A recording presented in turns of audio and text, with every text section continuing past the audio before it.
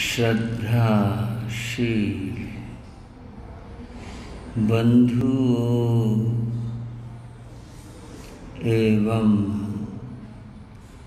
श्रद्धाशील बहन, हम श्री उत्तराध्ययन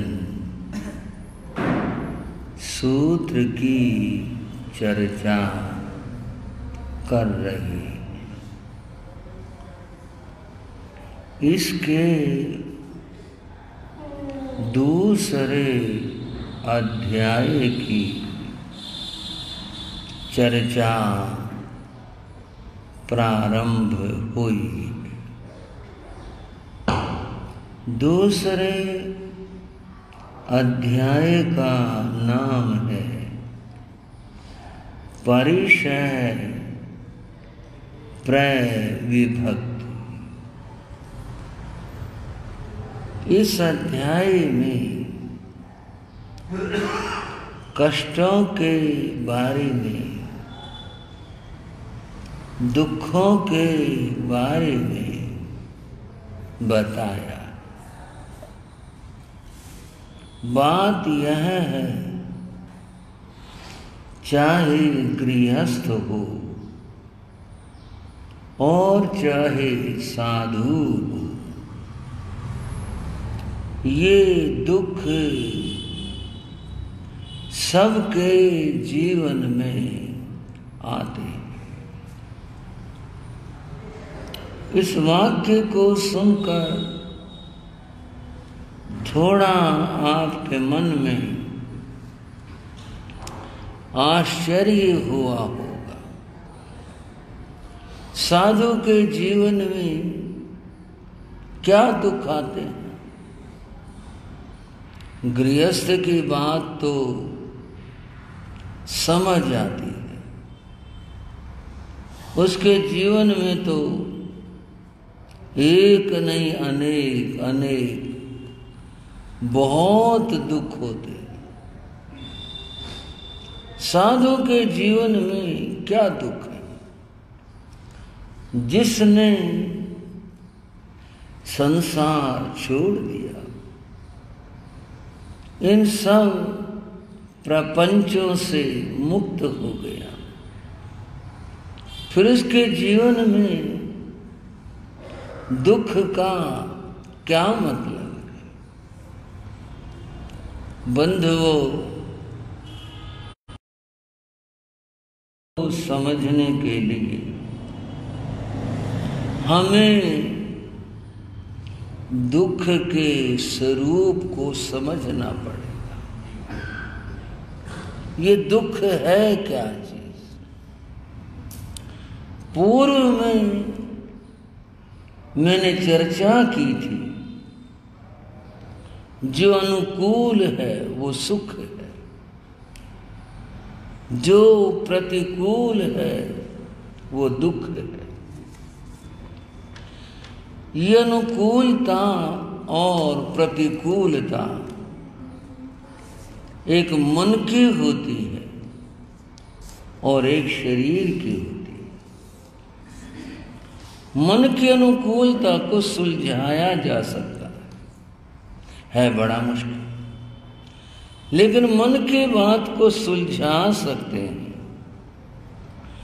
परंतु जो तन पर घटित होता है वो तो होता है।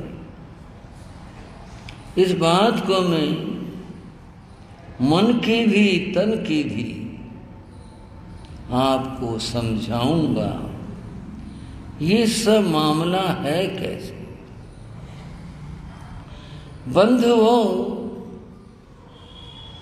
3 प्रकार का दुख होता है। यूं तो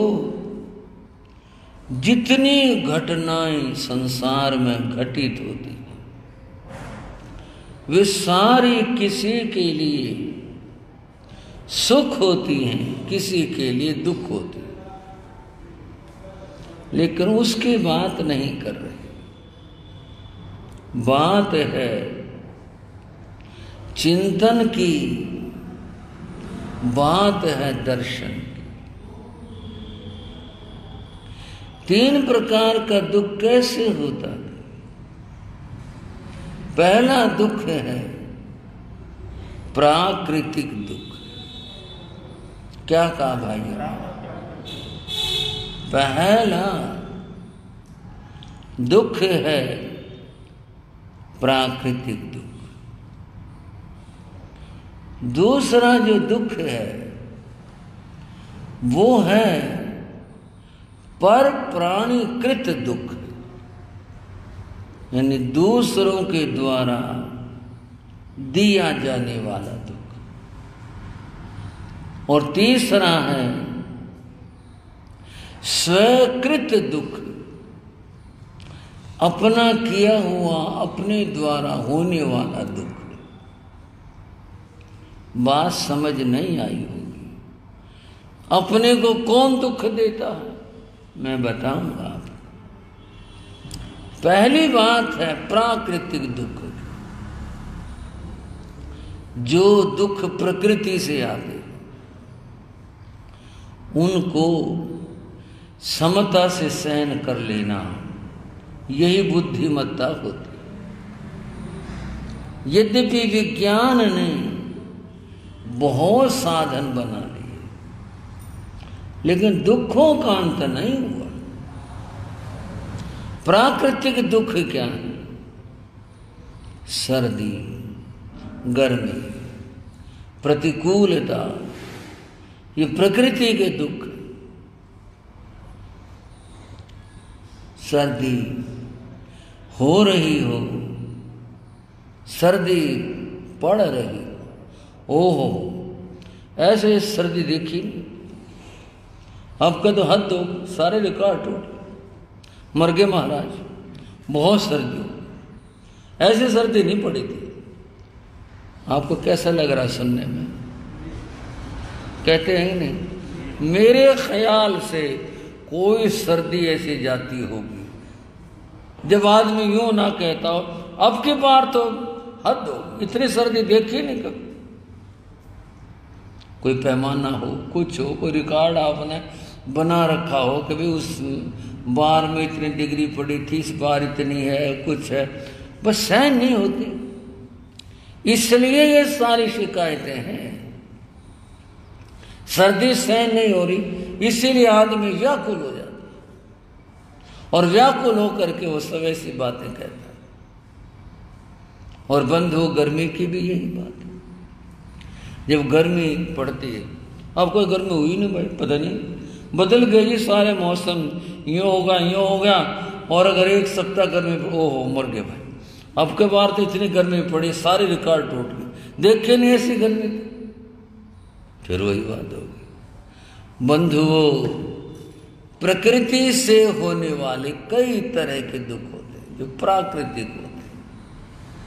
अब इन प्राकृतिक दुखों में सिर्फ एक समाधान है जिसको समत्व कहते हैं। भाई समता रखो, ठीक है, जो तुम्हारे कहने से न तो ये सर्दी घटेगी, न ये बढ़ेगी, न ये गर्मी में कोई फर्क पड़ेगा, तुम केवल बेचैन हो रहे हो, इतना बेचैन ना बनो, सहज रहो।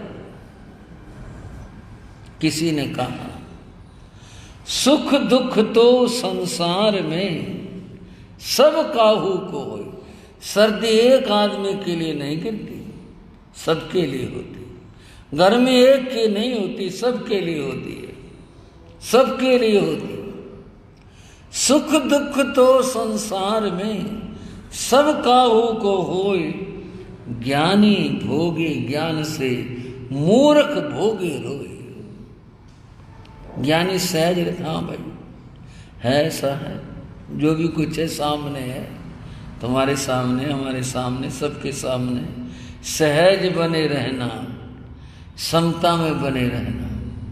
और जो मूर्ख आदमी होते हैं, अज्ञानी होते हैं, वो कितने बेचैन होते हैं, कितने बोलते फिरते हैं, कितना कुछ। ये जो बेचैनी है, मर गए भाई, यूं हो गया, इतना हो गया, बंधुओं, ये जो बेचैनी है ये आर्त ध्यान है। कौन सा ध्यान का? इसका नाम आर्त ध्यान है। और आर्त ध्यान जितना होगा उतने कर्मों का बंध होगा, याद रख लेना। आप पूछोगे ये कहने में क्या हो गया? ये कहने में क्या होगी? जो बेचैनी, अंदर में द्वेष भाव हो रहा है, अंदर में इतना कुछ हो रहा है, ये जो बेचैनी और द्वेष भाव है, ये आर्त ध्यान कर्मों का बंद करता है। सहज रहो, सब ठीक है। मौसम है, आते हैं मौसम अपने हिसाब से आते हैं, कोई हमारे और तुम्हारे कहने से तो ये आते नहीं हैं। जैसे भी हैं ऐसे हैं, बस सहज रहो। पहला दुख प्राकृतिक दुख है। साधु विज्ञ पुरुष होता है, ज्ञानी होता है। साधु एक आम गृहस्थों की तरह से हाहू वाला नहीं होता, मर गए भाई यूँ हो गया, भाई यूँ कुछ ठीक है, जो कुछ है सबके सामने, इसमें क्या बात है? सहज वह संभाव में रहता है, और जो अज्ञानी है वह विषम भाव में रहता है। दूसरा दुख होता है पर प्राणीकृत दुख। दूसरे प्राणियों के द्वारा दिया जाने वाला दुख। दूसरे प्राणियों में तिर्यंच भी होते हैं और मनुष्य भी होते हैं। हो सकता है कोई देव कारण भी हो जाए। नार के जीव तो नहीं आते यहाँ पर, उनका तो हमारा संबंध नहीं बनता, पर ये तीन तो बन ही जाते हैं। आदमी अच्छा भला जा रहा था, कुत्ते ने काट लिया, हो गया ना बड़ा भारी दुख। अब ये कुत्ते ने काट लिया, इसकी बारीकी में अगर जाएंगे बंधुओं, तो ये हमारे किसी कर्म का उदय है। आखिर और जगत भी तो इतना ही था, नंबर हमारा ही क्यों आया, व्यक्ति का ही क्यों आया? ये हमारे कर्म का, व्यक्ति के कर्म का उदय था, इसलिए ऐसा हुआ। लेकिन वो बात तो शास्त्रीय और गंभीर बात हो गई। हम तो व्यवहार की बात कर रहे हैं। पर प्राणी के द्वारा दिया जाने वाला दुख, जैसे एक उदाहरण मैंने दिया, कुत्ते ने काट लिया, ये पर प्राणी के द्वारा दिया जाने वाला दुख था। और भी किसी जानवर की बात हो सकती है जिसकी कल्पना ही नहीं थी।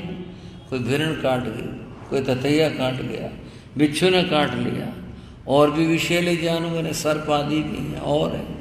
अन्य प्राणियों के द्वारा दिया जाने वाला दुख पर प्राणीकृत दुख कहलाता। ये तो तिर्यंचों की बात हुई, मनुष्यों की बात। कौन आदमी किसका दुश्मन हो जाए? कभी कभी तो व्यक्ति का दोष भी नहीं होता और कोई आदमी दुश्मनी बांध लेता है, तरह तरह के दुख दे देता है। ये भी पर दूसरे के द्वारा दिया जाने वाला दुख है। इसी तरह से देवकृत दुख भी होते हैं। ये सारे पर प्राणीकृत दुख है। तीसरे प्रकार के दुख हैं। उन तीसरे प्रकार के दुखों को एक और श्रेणी में लिया, उसका नाम है स्वकृत दुख। स्वकृत दुख अपने द्वारा जो उत्पन्न किया गया है उसको स्वकृत कहते हैं। बारीकी इसमें भी है। और वो क्या है? विनाश काले विपरीत बुद्धि। जब आदमी का शुभ कर्मों का उदय आता है तो उसकी बुद्धि खराब हो जाती है और वो गलत काम करता है, और वो काम करता है जिससे नुकसान हो, हानि हो, पीड़ा हो, दुख हो, तरह तरह की समस्याएं पैदा हो। ये तो इसकी सूक्ष्मता है कि वे आदमी के कर्म का उदय हुआ। व्यावहारिकता में हम इतना ही लेंगे, आदमी अपनी आदतों से, अपनी नासमझी से जो काम करता है और उससे वो दुख पैदा होते हैं, वे दुख स्वकृत दुख है, अपने किए हुए दुख है। आदमी चाहे अपनी आदत संभाल सकता है, बदल सकता है, हम लोग संत हैं, अनेक जगह जाना होता है, अनेक भाइयों से लोगों से मिलना होता है, अनेक परिवारों से भी मिलना होता है। ये कोई मैं शिकायत कहने नहीं जा रहा, मैं तो आपको बात समझाने जा रहा हूं। एक जगह हम गए, एक परिवार था, मंझला परिवार था, ठीक था, फ्लैट था, अच्छा फ्लैट था रहने के लिए, और काम वाम जैसा होता बारीकी तो हमें क्या, खुश थे वो, हमने तो ये देखा। तो आते भी थे, प्रवचन में भी आते थे, बहुत अच्छा था। एक दिन वो भाई प्रवचन में नहीं आया। चलो काम होते हैं गृहस्थों को, कितने काम हो जाते, नहीं आया। देर में 10-11 बजे जाकर उसकी पत्नी आई, रोते हुए आई। मन को तो ख्याल होता है, बहन क्या बात, वो अपनी बात न कह पाए। तो श्री अमित मुनि जी में थे, माँ बहन क्या बात है, जे एक बार घर चल पड़ो। बात बताओ, घर पे चल पड़ेंगे, हमें क्या एतराज है जी। उसको अपने श्रावक को समझाओ। यूं कह रहे रेल के तले कट के मरूंगा, कभी कह रहे मैं घर से जाऊंगा, कभी कह रहे फांसी खा के मरूंगा। मुझे ऐसा क्लेश क्यों कर लिया बहन? बोले हमने थोड़ी कर लिया। मुझे और बात क्या? बोले आप चलो पता चल जाएगा। गए, रोने लग रहा था भाई, किसी के रोने की हंसी नहीं उड़ा रहे, उसके प्रति मन में संवेदना है, उसके प्रति शुभ भावना है, और उससे मैं कुछ कहना चाह रहा हूं। क्या बात भाई, रोए रोए जाए। बोला जी नुकसान कर लिया। क्या बात होगी? बोला जी ये कंप्यूटर पर सट्टा कर लिया और घर बैठे बिना बात के 20 लाख का नुकसान हो गया एक चुटकी में, इतनी देर में। बोले जी मैं तो अपना ये सब कुछ बेच दूं तब भी भरना मुश्किल है मेरे लिए। तो मेरे बच्चे कहाँ जाएं, मैं कहाँ जाऊं? मेरे लिए तो सिवाय 20 लाख लाऊं कहाँ से मैं? सिवाय मरने कोई रास्ता ही नहीं। मैंने कहा फिर रास्ता हो जाएगा, मर जाओगे, फिर ये बच्चे सुखी हो जाएंगे, तेरी पत्नी ये बच्चे। मुझे कुछ ही होता रहो जो पीछे मैं क्या जिम्मेदार हूँ। मैंने कहा जब का जिम्मेदार नहीं, और आप अपनी जिम्मेदारी क्यों नहीं निभा रहे? बंद हो, ये जो दुख हुआ इसको क्या कहेंगे? आप कहोगे कर्म का हुआ, ये कहोगे। मैं कह रहा हूं कर्म का तो हुआ, आप थोड़ा व्यवहारिक धरातल पर आओ। ये व्यक्ति का अपना किया हुआ ना, किसी ने कुछ किया तो नहीं, किसी ने चुराए तो नहीं उसके पैसे, किसी ने कुछ और कुछ कहा तो नहीं, किया क्या? अपने अपना किया हुआ है। आदमी इतना लालच में फंस गया कि मैं आज ही दुनिया का पैसा आज ही कमाऊंगा, इतना लालच आ गया। अगर थोड़ा धैर्य रखे आदमी, समझ से काम ले, नहीं भाई ऐसा काम नहीं करना चाहिए, आग में हाथ नहीं डालना चाहिए, पैसे दिखाई देना आ जाएंगे, ये भी तो सोच के चलो। अरे चले गए तो ये भी तो साथ में सोच के चलो, फिर कौन भरेगा? है ऐसी स्थिति, इस बात की भी मेरे पास है, सोच कर चलना चाहिए आदमी को, लेकिन नहीं सोच के चल रहे। स्वकृत दुख है, अपना किया हुआ है, खुद ने किया, अपने से किया। अगर थोड़ा बुद्धि से काम ले, भाई नहीं ऐसा काम नहीं कर, इतना लालच ठीक नहीं होता। जो कुछ अपना काम, मजदूरी का काम करो, मेहनत का काम करो, अपना काम करो, वो तो बात ठीक है। लेकिन एक ही बार में चुटकी भर में कोई कहता मैं करोड़पति हो जाऊं, उसके नतीजे फिर यही हो। स्वकृत अपना किया। एक बार एक जगह ठहरे थे गुरु महाराज योगीराज जी, तब मैं बैरागी थी। एक भाई आया, महाराज ने उसका नाम लिया। हाँ भाई, अरे क्या बात है, तेरा पिता दिखाई नहीं दिया, हमारा इतना पुराना चेला, क्या हुआ, क्या बात है? जी महाराज वो तो आ नहीं सकता। अच्छा क्या बात हो, बहुत बुढ़ापा आ गया क्या? बोले हाँ जी बुढ़ापा भी आ गया, बाकी बीमारी का शरीर हो गया। तो ये प्रार्थना करी उन्होंने, अगर गुरु महाराज को तकलीफ ना हो तो एक बार मंगली सुना जाए, दर्शन दे जाएं, फिर तो पता नहीं गुरुओं का कब आना हो, और मैं भी पता नहीं फिर मिलूं ना मिलूं क्या हो, एक बार कृपा कर जाएं। गुरु महाराज योगीराज जी परम दयालु, भला कोई बात नहीं, चलेंगे भाई। बंधु उस व्यक्ति के साथ में जो उस भाई का बेटा था उसके साथ गुरु महाराज पधारे, मैं साथ में था। उसे घर पहुंचे, वृद्ध व्यक्ति, वृद्ध शरीर, काया एकदम से वृद्ध, देखा, देखते ही उठने की कोशिश करी। गुरु महाराज बोले कोई बात नहीं, कोई बात नहीं, ऐसे हाथ जोड़ ले, ऐसे मान लेंगे तेरे बना। ना जी गुरु आए हैं, नू तो क्यों करोगी। वो बड़े उससे लेटे से बैठा, नीचे उतरा, सांस भर के बड़ी मुश्किल से नीचे बैठा, नीचे बैठ करके फिर वंदना करें। महाराज बोले क्या बात है। बोले बस महाराज अब तो कुछ नहीं पता, कोई भरोसा नहीं, उठान जाता बैठान जाता, सांस इतने चढ़ते हैं, बस कुछ नहीं होता, इतने सांस फूलते। गुरु महाराज पता नहीं कहाँ नजर गई उनकी, वो कोने में हुक्का रखा था, हरियाणा की बात है। हाँ भाई, हुक्का धरा था। गुरु महाराज उसको नाम लेके बोले तो ये तंबाकू पीना छोड़ दे। गुरु महाराज ने, उसने कुछ पूछा नहीं कि जी कुछ कहो कुछ, बस अपने आप ही बोले तो ये तंबाकू पीना छोड़। ओ महाराज इससे ने तो मेरा सत्यानाश करा। वो भाई कहता है इस तंबाकू ने ओके, इससे ने तो मेरा सत्यानाश करा। बोले तेरा सत्यानाश करे तू सत्यानाश ने छोड़ दे। बोले ना जी तो मरे पर छूटेगा, यूँ नहीं छूटे, ये तो मरे पर छूटेगा। अब आप बताओ बंधु, एक तो हम इस बात को विनोद में लें, एक इस बात को यूं समझें, ये जो दुख है ये किसका किया हुआ है। फिर आप कहेंगे कर्म का। कर्म की बात तो देखो गहरी है, ज्ञान की बात है। आप व्यवहार पर आओ, व्यवहार में क्या, उस चीज को प्रयोग करने वाला व्यक्ति तो है ना स्वयं, उसने वो किया, प्रयोग किया, बहुत किया, परिणाम ये हो गया। अगर उस चीज को, बुराई को आदमी ना अपनाए, ना छोड़े, उसके साथ से दूर रहे, उस बुराई से अलग रहे, तो कितना अच्छा रहे। एक भाई हरियाणा की बात, बोला जी घर दर्शन दियो। मैं श्री अमित मुनि जी गए, गांव का परिवेश था, गांव की बात है। तो और तो मंगली सुना दी। बोले जी इधर भी चरण डाल दो, चलो।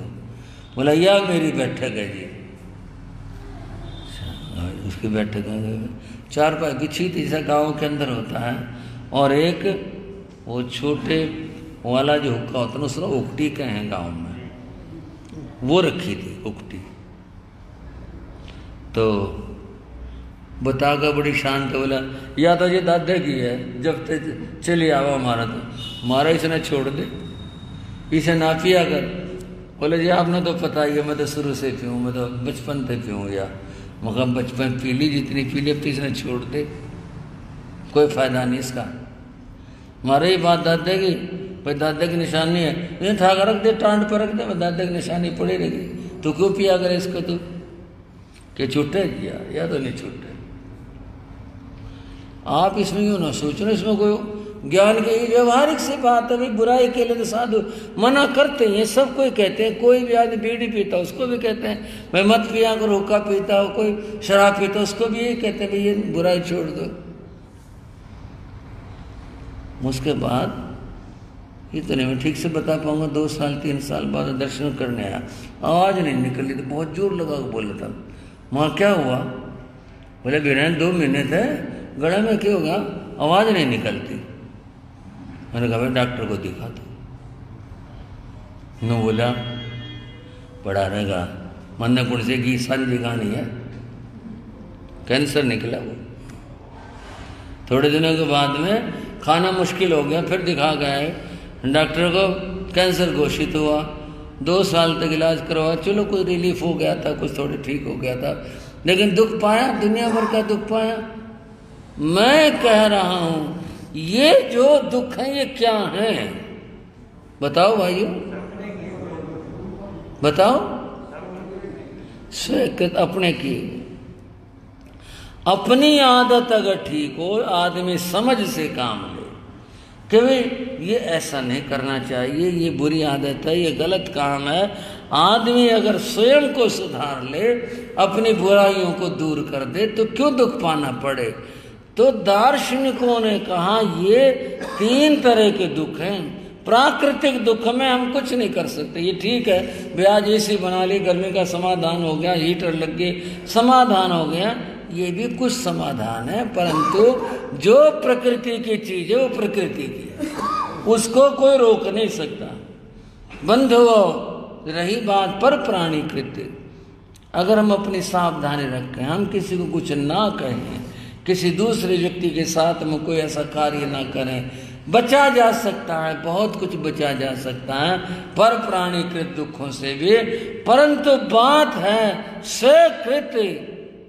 स्वीकृत दुख का समाधान तो हमारे पास होगा। भगवती सूत्र माया, गौतम स्वामी ने पूछा, जीवेणं बनते किमत्त कड़े दुखे वेदई, पर कड़े दुखे वेदई, उभय कड़े दुखे वेदई। भगवान जीव क्या अपना किया हुआ कर्म फल भोगता है, या ये दूसरे का भी कर्म फल भोगता है, या अपना और दूसरे का मिला करके भोगता है, ये कौन से कर्म फल को भोगता है। भगवान ने कहा अत्त कड़े दुखे वेदई, अपने किए हुए कर्म का ये फल भोगा करता है। नो पर कड़े दुखे वेदई, दूसरे के किए हुए का ये फल नहीं भोगा करता, अपना ही भोगा करता है। नो उभय कड़े दुखे वेदई, और यह है अपना उसका मिला करके ऐसे भी नहीं किया करता है। जीव केवल अपने किए हुए कर्म का फल भोगता है। बंधुओं, दुख कर्म के फल है, ये पहली बात समझ लेनी चाहिए। और दूसरी बात यह है, व्यक्ति अपने विचार और विवेक के साथ में चले तो दुखों की एक समाधान हुआ करता है। यहाँ चल रहा परिशयों का जिक्र। परिशय है, परिशय कहते हैं आने वाले जीवन में आने वाले दुख। ये जो परिशय हैं ये इस अध्याय में 22 बताए गए। 22 परिशय होते हैं। इन परिशयों को साधु ने अपने धैर्य से समभाव के साथ में सहन करना होता है। अगर इनके समाधान के लिए चले ना साधु, कभी इनका समाधान करेंगे, इनके समाधान में अगर चले गए और जाने लगे फिर तो साधुपना निभाना बड़ा मुश्किल हो जाएगा। सहज है, जो आया है उसको समझ लो और समझ करके सहज भाव से उसको भोग लिया जाए, यही साधुता है। उसके प्रति संभाव रखना चाहिए। ऐसा इस अध्याय का वर्णन है, ऐसा इसमें बताया गया। थोड़ी बात संसार के व्यवहार की और करना चाहूंगा। आपत सो मित्रम जानी याद, मुसीबत में तो मित्रता का पता चलता है। किसमें? मुसीबत आ पड़े तो पता चलता भाई मित्रता कैसे और कितनी। आपत सो मित्रम जान याद, रणे शूरम रहे सुशिम, और युद्ध भूमि में शूरवीरता का पता चलता भाई कितना बहादुर है, ये रणभूमि में पता चलता, वैसे नहीं पता चलता। भार्या चाहे विवेक क्षीण, पत्नी कितना स्नेह करती है, ये कोई व्यंग नहीं है, ये केवल एक चर्चा और बात है। कितना आपके प्रति, व्यक्ति के प्रति, पति के प्रति कितना भाव रखती है, इसका पता चलता है। विवेक क्षीण, जब धन नष्ट हो जाए, किसी वजह से नुकसान हो जाए तो पता चलता है वो आपका कितना साथ देती है, कैसा उसका व्यवहार रहता है, क्या उसका आचरण रहता है, तब पता चलता है इस बात का। दुर्भिक्षे चे प्रिया तिथिम, और अकाल हो, अभाव हो किसी चीज का, उस समय में कोई अतिथि द्वार पर आ जाए तो पता चलता अतिथि सेवा कितनी करते और कितनी होती है। उस समय में जब स्वयं के पास कम हो, आदमी शत्रु दिखाई देने लग जाता है। बंधुओं, इन सारी परिस्थितियों में, इन सारे दुखों में संभाव इनका समाधान है। साधु को संभाव में रहना चाहिए, अब मैं आगे चर्चाएं करूंगा 22 परीक्षाओं की क्या क्या होता है इनमें, और ये साधु के जीवन की कैसे कसौटी है। और एक साधु ही नहीं, समझने पर ये जीवन के अंदर होने वाली घटनाओं में व्यक्ति कितना धैर्यशील है, ये तो सबके लिए, साधु के लिए भी, गृहस्थ के लिए भी बहुत समझने की बात होगी। चर्चाएं आगे, आज की चर्चा को विराम देते हैं और अब उन गुरुओं की चर्चा करते हैं जिनके जीवन के अंदर न जाने कितनी परीक्षाएं घटी और गुजरी, और फिर वो कैसे संभाव के अंदर रहे, उनके जीवन की क्या अद्भुतताएं थी। गुरु योगी राज गुण गाले, चरणों में शीश झुकाले। गुरु योगी राज गुण गाले, चरणों में जो भी योगी द्वारे आया, जो भी योगी द्वारे आया, उसने ही मन चाह पाया, उसने ही मन चाह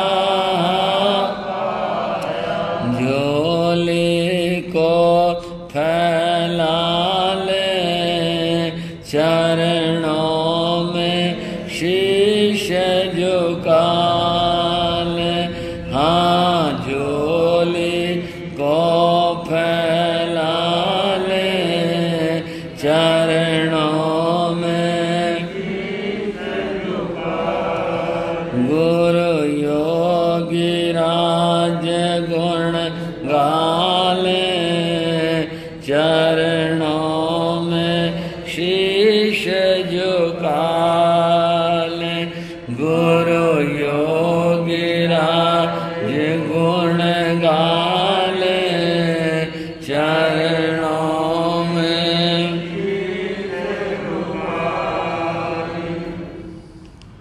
गुरु महाराज की आप पिछले समय से बातें सुन रहे, उनकी कृपा, उनकी साधना, उनका योग, उनके वचन शुद्ध सिद्धि, और मेरे ऊपर भी उनकी कृपा, बहुत सारी बातें। उनके जीवन के बहुत पहलू और बहुत घटनाएं, बहुत बातें हैं उनके जीवन की। एक दो बात मैं उनकी आपको शक्ति की सुनाता हूँ। आपने प्रारंभ में तो सुना था कि वो बहुत शक्तिशाली थे, बहुत बलवान थे, और शक्तिशाली जो आदमी होता है उसमें थोड़ा अहंकार भी आ जाता है, कोई बात हो जाए तो गुस्सा उससे सहन नहीं होता। योगीराज गुरुदेव इसके अपवाद है, न तो गुस्से की बात थी जीवन में, न अहंकार था, सहज, एकदम सहज ये उनका जीवन था। पर साधु जीवन में कैसी घटनाएं घट जाती हैं। एक बार जब अजमेर में पहला मुनि सम्मेलन था तो उत्तर भारत से संत उसमें जा रहे थे। उन जाने वालों में उपाध्याय श्री आत्माराम जी महाराज तो उपाध्याय थे, व्याख्यान वाचस्पति श्री मदन लाल जी महाराज, गुरुदेव योगीराज श्री राम जी लाल जी महाराज और संत, इनके संत 15-20 संत कहीं आगे पीछे हो जाते, भाई वहाँ जगह की स्थिति कम बनेगी तो कहीं साथ हो जाते। इस तरह से विहार यात्रा चल रही थी। उस विहार में एक गांव में ठहरना हुआ, ठहर के जगह मिल गई थी, ठीक है। शाम का 3-4 बजे का समय हुआ, संतों का चलो भाई बाहर टहल जाते। तो संत बाहर टहलने के लिए चले। गांव के बाहर एक मंदिर था, मंदिर के बराबर में एक अखाड़ा पहलवानों का, जैसे जो आजमाइश करते हैं गांव में भी बच्चे, तो उनका पहलवानों का अखाड़ा था, बना हुआ था। जब उसके पास से गुजरे परम श्रद्धेय श्री आत्माराम जी बोले, ये क्या भाई, ये मिट्टी सी ऐसे ये बना रखा चकोर सा ऐसा, ये क्या चीज है? गुरु महाराज बोले, महाराज ये पहलवानों का अखाड़ा है। बोले पहलवानों का अखाड़ा? बोले हाँ जी, यहाँ पहलवान कुश्ती करते हैं। जब भी उनका सुबह शाम का होता है, ये मिट्टी जो है ना बहुत वैसी होती है, भुरी भुरी सी, जो डाली हुई है खास तौर से कि गिर जाए तो चोट न लगे। बोले अच्छा अच्छा, यहाँ करते हैं कुश्ती। खड़े हो, साधु भी खड़े हो गए, उसके चारों जो डोली से बनी हुई थी। अच्छा ये जगह है। अच्छा वो क्या चीज़ है भाई? आत्माराम जी महाराज ने पूछा। वो लोहे का गोला था। गुरु महाराज बोले, महाराज ये लोहे का गोला है, इसका क्या करते हैं? बोले ये पहलवान लोग इस गोले को उठाते हैं, बहुत भारी होता है, और फिर इसको फेंकते हैं। और इसमें होता है किसने कितनी दूर फेंका, इसके अंदर ही देखा जाता है, कितना ऊंचे उठाया, इसके ऊपर ये अभ्यास करते हैं। बोले अच्छा भाई, तो बहुत भारी होता है? हाँ जी भारी होता है, लोहे का गोला है, भारी होता है। तो अपने को कोई साधु उठा लेगा इसने? आत्माराम जी महाराज सहज भाव से, बहुत महान आत्मा, बस ऐसे हास्य में विनोद बोले, भी अपने में को उठा लेगा इसको? बोले ये पूछ के देख लो कौन उठा लेगा। देखो देखो भाई, दिखाओ कोई, एक दिन तो दिखाओ कोई उठा के। वो साधु ने वो गोला जो था उठाने का प्रयास किया। किसने उठाया? तो कोई घुटने तक उठा पाया, कोई उसे उठा ही नहीं सका। अब प्रैक्टिस तो होती ना संत लोगों की इस तरह की। वो जब उठा रहे थे ज़्यादा ज़्यादा, वो एक साधु नाभि तक ले आया पूरा बल लगा करके, फिर रख दिया।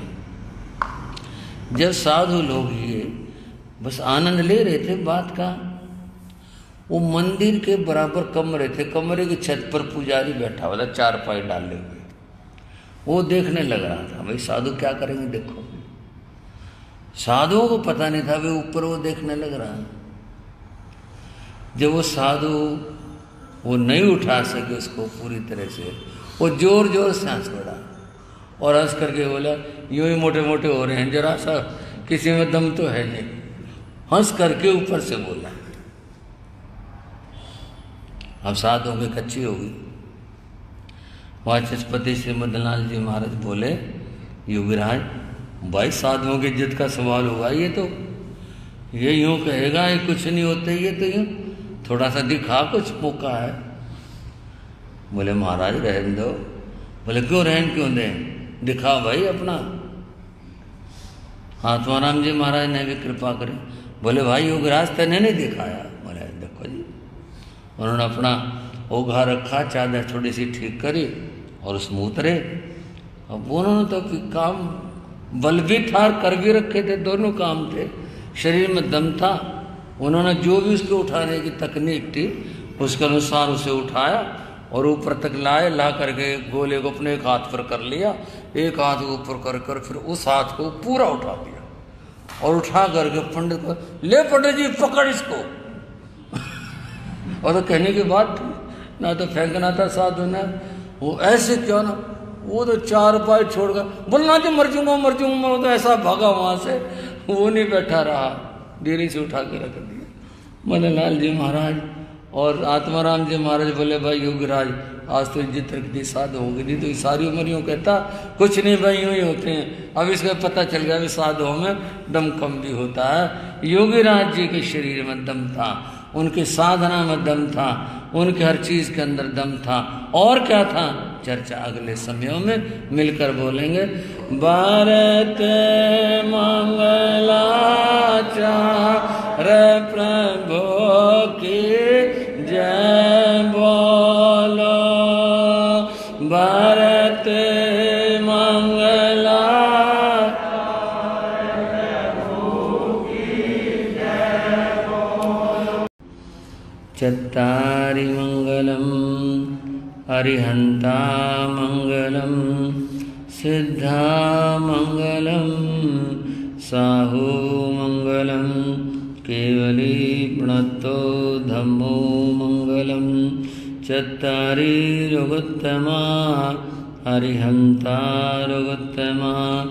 सिद्धारुगोत्तमा साहुरुगोत्तमा केवली प्रणतो धम्मो लोगोत्तमो चत्तारि शरणं पवज्जामि अरिहन्ते शरणं पवज्जामि सिद्धे शरणं पवज्जामि साहु शरणं पवज्जामि केवली प्रणतं धम्मं शरणं पवज्जामि ये चार शरण दुख हरण जगत में और न शरणा कोई होगा जो भव प्राणी करे आचरण उसका अजर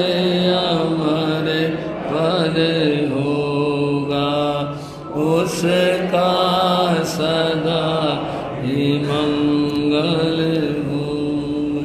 मंगल आशीर्वाद मंगल आशीर्वाद मंगल आशीर्वाद।